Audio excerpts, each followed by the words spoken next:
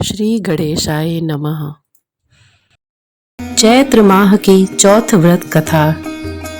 श्री पार्वती जी बोली, हे गणेश, चैत्र की चौथ को किस गणेश का पूजन करना चाहिए? इस मास के देवता का क्या नाम है? श्री गणेश जी बोले, माँ, विकट नाम के गणेश का पूजन करे। यह संकट नाशक व्रत है। व्रती पुरुष पंचगव्य का पान करे और गणेश का पूजन करके बिजौरा तथा घी का हवन करे तो बंध्या को पुत्र प्राप्ति होती है। माँ, सतयुग में एक मकर ध्वज राजा था। वह पुत्रवत प्रजा का पालन करता था। प्रजा सभी प्रकार से सुखी थी।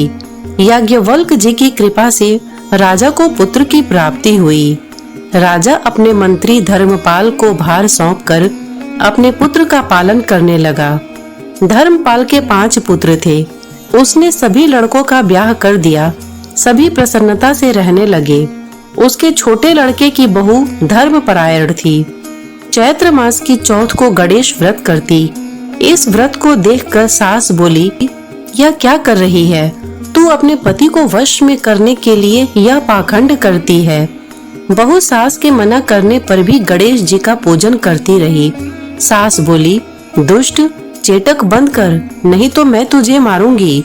बहू बोली, माता जी, मैं संकट नाशक गणेश जी का व्रत कर रही हूँ। सास को बड़ा गुस्सा आया और अपने छोटे बेटे से बोली, पुत्र, तेरी बहू चेटक कर रही है।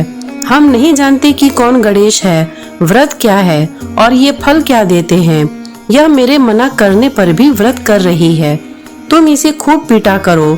माँ के गुस्सा होने पर पुत्र ने बहू को खूब पीटा। कड़ी पीड़ा और कठिनाई के बाद भी बहू ने श्री गणेश जी का व्रत किया। प्रार्थना की कि हे गणेश जी, हमारे सास ससुर के हृदय में अपनी भक्ति उत्पन्न करो। श्री गणेश ने राजा के पुत्र को धर्मपाल के घर में छुपा दिया। उसके वस्त्र आभूषण राजा के भवन में डाल अंतर्ध्यान हो गए। राजा ने अपने पुत्र को आवाज दी, परंतु वह नहीं बोला तो वह ढूंढने लगा और मंत्री को बुलाकर बोला, मेरा पुत्र कहाँ है? वस्त्र आभूषण मिल गए परंतु लड़का नहीं मिला। मंत्री ने कहा, मैं नहीं जानता हूँ कि राजकुमार कहाँ गया। मैं नगर, बाग, जंगल आदि ढूंढवाता हूँ।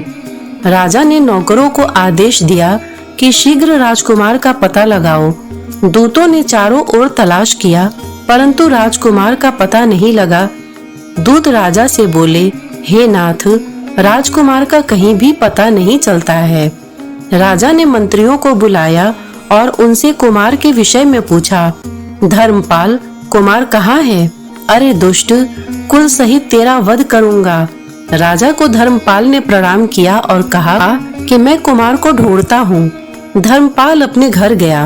अपनी स्त्री बच्चों से सभी समाचार कहा कि राजा हमारे कुल का वध करेगा। अब मैं क्या करूं? मेरी रक्षा कौन करेगा? सास ससुर के ऐसे वचन सुन छोटी बहू बोली, पिताजी, आप इतने दुखी क्यों हो रहे हैं? यह हमारे ऊपर गणेश जी का कोप है, इसलिए विधि पूर्वक गणेश जी का व्रत करो। राजा तथा नगरवासी गणेश जी का पूजन तथा व्रत करें तो अवश्य ही पुत्र मिल जाएगा। धर्मपाल बोला, बहू, तू धन्य है, हमारे वंश का उद्धार कर देगी। गणेश जी की पूजा कैसे होनी चाहिए? हमारे दुर्व्यवहारों को क्षमा कर दे और राजकुमार को मिला दे। तब सभी ने संकट नाशनी गणेश चौथ का व्रत किया। राजा ने प्रजा के साथ गणेश जी का व्रत किया। इससे गणेश जी प्रसन्न हुए और सब लोगों के देखते देखते कुमार को प्रकट कर दिया। नगरवासी तथा राजा अत्यंत ही आश्चर्य और प्रसन्नता को प्राप्त हुए। इन तीनों लोकों में इससे बढ़कर कोई भी व्रत नहीं है। इस कथा को युधिष्ठिर ने श्री कृष्ण से सुना और चैत्र कृष्ण चौथ का व्रत करके अपने खोए हुए राज्य को प्राप्त किया। श्री गणेशाय नमः।